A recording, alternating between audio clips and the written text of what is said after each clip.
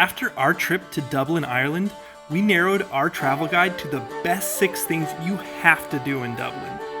We left our Airbnb at the Aberdeen Lodge, and then it was off to Phoenix Park. The magic of Phoenix Park was that you can get close to some wild deer. These deer were gorgeous and roamed free in the park for all to see. Then they even started approaching us when we sat down to enjoy some snacks. Interacting with them is magical, and it was just the start of our enchanted journey, and everything we did in Dublin got more beautiful and charming along the way. We didn't know at the time you weren't supposed to feed the deer, but even getting close to them is magical. Now, these deer don't stay in one place in Phoenix Park, but they are normally close to the Papal Cross, and information like that you can find in my Ireland itinerary. The Brazen Head is the oldest pub in Ireland, debatably. So it is a must stop, but actually not to stop by and drink. We actually booked a unique show called Food, Folklore, and Fairies. Here's a peek. They're called trooping fairies because of their movement throughout the year. The usual, clearly that is not your child. You have got a changeling on your hands. The leprechaun that we have today, he's very different from the leprechaun in Irish folklore.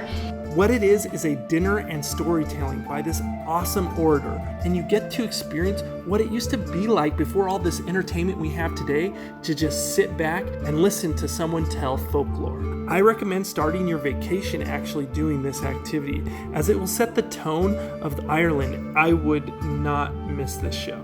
Next, we actually go just outside of Dublin to Trim Castle.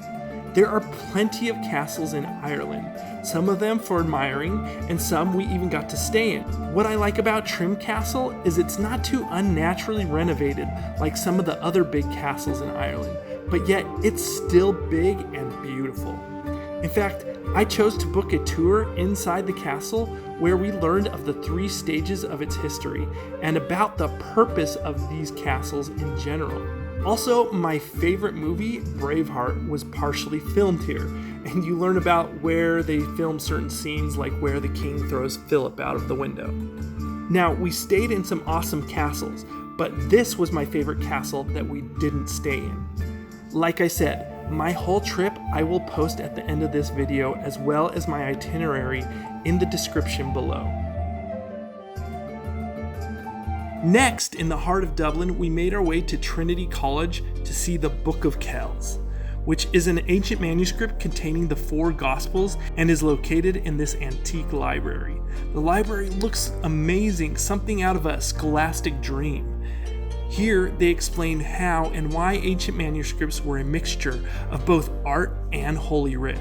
So I would definitely not miss the library and the Book of Kells at Trinity College, at least to get a few great pictures. So watch my complete travel guide video to all of Ireland and go to the activities that pique your interest the most. I will link to that video at the end of this video. Close to the library is Grafton Street, which is electrifying and full of street performers, shopping, and people. It was great passing through when doing downtown activities, and at every turn is something fun to do or cool to look at, like this bar/hardware store. Not only is Grafton Street great, but it's close to other great things, like St. Stephen's Green, which is a very beautiful and serene park. In the afternoon, it's a place to hang out, so go early if you want to take in its serenity. Our next must-do is experience the Gaelic Games. What I love about Ireland is they have their own culture going on, from their dance to literature and especially sports. When we got to the field of our activity, we first saw the amateur team practicing. Then we learned how to play their own Gaelic sports and how important these sports are to their society. And oddly, these sports aren't played anywhere else in the world. My favorite was learning the sport of hurling. Here you learn the simple rules and techniques of the game. Then you play a match with a group of newbies like yourselves. Now with Gaelic sports, unlike other sports, each county is represented by athletes only from that county, which gives it more of a personal meaning. After hurling, we got to play Gaelic football, which is like a cross between soccer and volleyball. These sports were so much fun, and it's not that hard, especially because you're with newbies the whole time as well. So do this and then get tickets to an actual game if it's in season. I will link to this and my whole Ireland itinerary in the description box below this video.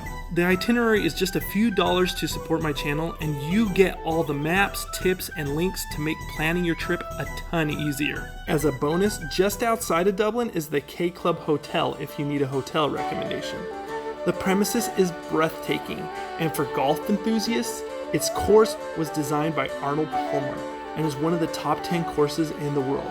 But besides that, this place is calm and luxurious and one of the best places to stay near Dublin. But if you want to stay in Dublin, I also love the Aberdeen Lodge. It is quaint and really gives the feel of old Ireland. Now, here are a few highlights to the rest of our trip in Ireland outside of Dublin. I will link to the Aberdeen Lodge below with a link to help you save $40 on your first stay if you've never booked an Airbnb before. I highly recommend it. And have a great time in one of the most beautiful places in the world. Ireland was my wife's favorite vacation she's ever had, so enjoy. Like this video if it helped you out and subscribe.